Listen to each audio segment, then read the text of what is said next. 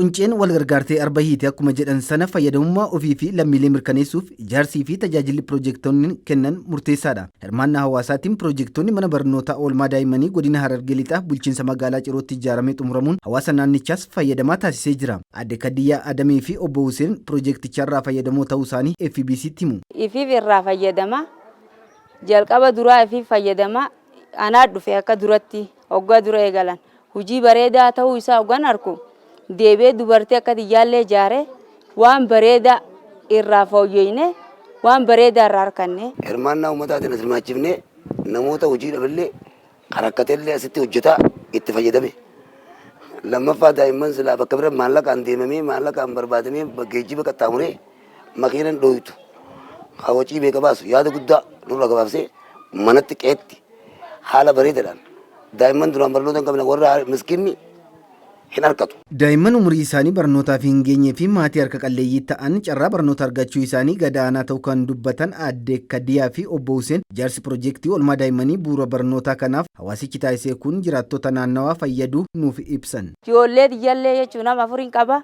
Asitti kanarraa fooyya'inaan asitti ijoollee tiyyaallee barumsa kana naqaddee nama afur barumsa kana naqaddee nama biraallee ijaaraatiin jira. Duraan barnoota hin qabne warra miskiinni hin harkatu. Warra xiqqishoo wayyaa jedhamsantu gaggeeffata. Mana turan jechuudha. Sababa kanaatiif daa'imman martinuu molqixxaatee asitti baratan. Ijaarsa piroojeektii oolmaa daa'immanii kanaan carraa hojii kan uumameef barsiiftuu Saraawwit Balaayinee ijaarsi piroojeektichaa carraa hojii uumuufiin cinaatti daa'imman balaaf akka hin saaxilamneef xiyyeeffannoon kan ijaaramedha jetti. Ittinis qacaramee mindaas itti harkachaatiin jira. Haala salphaa ta'een waan adda addaallee fuula duraatiif waan itti hojjechuu baay'ee karoora guddaan qaba. Hawaasaaf faayidaa guddaa qaba. Tokko daa'imman isaanii haala salphaa ta'een itti barachaa jiran. Bu'aa guddaa sirraa harkachaa jiran daa'imman isaanii jechuudha. Isaaniif bu'aa guddaa waan harkachaa jiraniif baay'ee gammadanii jiran hawaasni illee.